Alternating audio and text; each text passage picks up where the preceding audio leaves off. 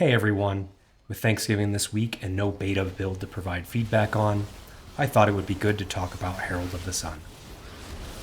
Herald of the Sun saw play for a few weeks at the beginning of Ret Palace and has not seen competitive play since. Hero talents live and die by tuning because, as a community, we will always play what is numerically best. Templar has been our bread and butter in the War Within, but let's put that aside for this discussion and solely talk about why Herald of the Sun needs to change. Please do excuse the beta UI. Most of this is very much under construction. Let's get into it. So why is this hero talent a disaster for Retribution?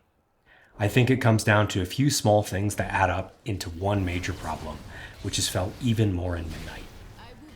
Blizzard's initial concept of hero talents was that it was your class and specialization, but more. Blizzard describes Herald as being focused around the sun and solar energy, applying burns and using solar rays. This obviously sets Herald up to be damage over time centric, which is perfectly fine. Dawnlight is currently applied through your spenders after Wake of Ashes and creates a link between you and your target upon application. The problem is, it doesn't really do anything more.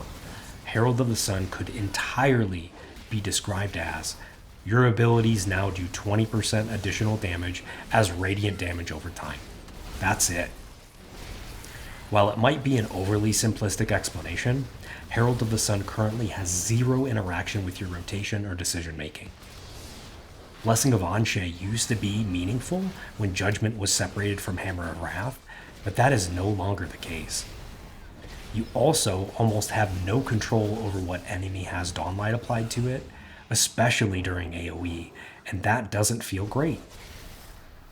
The entire hero tree is passive and just happens when you do your normal rotation. From a moment-to-moment gameplay standpoint, you wouldn't even notice Herald of the Sun over the base Retribution kit. The second problem is the visuals. They are uninteresting. A thin beam of light radiating from a few targets doesn't really have a visual that pops. If we're comparing this to other passive hero talents, let me mention some examples where the animation quality shines. Monk's Flurry Strike, Mage's Arcane and Frost Splinters, Shaman's Tempest, and Warlock's Demonic Art. All of those are passive, but still look really cool.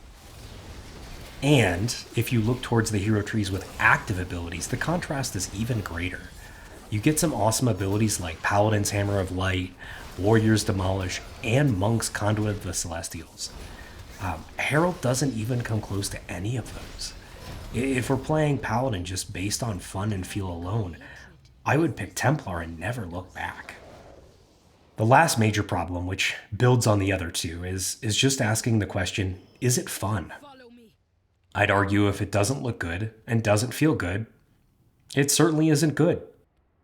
At a bare minimum, hero talent should be exciting to select, and Herald just feels like it's missing the mark. In its current state, our Apex talent is more exciting than Herald of the Sun. So if you ask me, is Herald of the Sun fun? My answer is a resounding no. Now, what should a full redesign look like? Let's start with the theme. I think we can keep the core theme of Herald of the Sun. We can keep a focus on sun and solar energy, but let's lean more into Paladin being a beacon of light.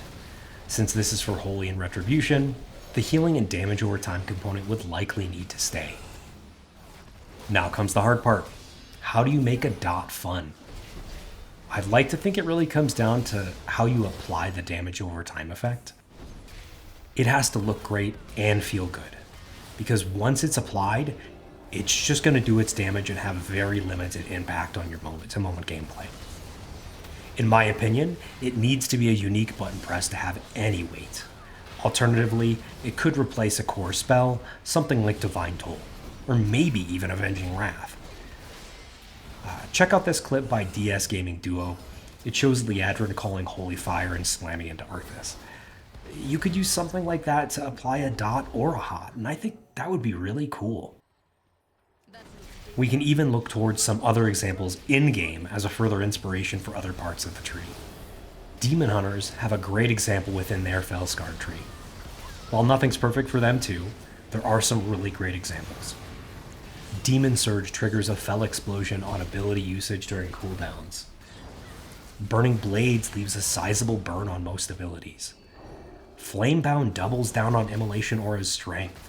All of these could easily translate to radiant damage and Paladin abilities in some way. If we're looking to be a little bit more bold, Death Knight has a new talent called Pestilence.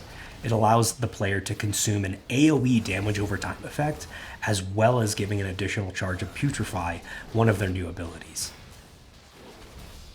If we take a path similar to this, there isn't much shared between Holy and Retribution Paladin, but maybe Divine Toll could get some cooldown reduction whenever we consume a dot or a hot with whatever cool new ability is made. These are just ideas for inspiration. We don't need to copy and paste from other classes, but I think there are some good concepts here that would apply well to a reimagined Herald of the Sun. Whatever we end up with, I think really focusing on the fact that the Paladin would be the beacon of whatever power we're doing, whether it's calling light from the heavens or radiating a burn or using something like Immolation Aura. Well, whatever it needs to be focused on the Paladin. I do briefly want to touch on Herald's damage composition. From the description of the ability, Dawnlight should be a major part of our damage breakdown, but that isn't really the case. In single target, it comes in around 9%, and in AoE, it is less than 4% of our overall. Sun's Avatar, on the other hand, is carrying the damage of this hero talent, and that seems very counterintuitive when the core of it should be based around Dawnlight's.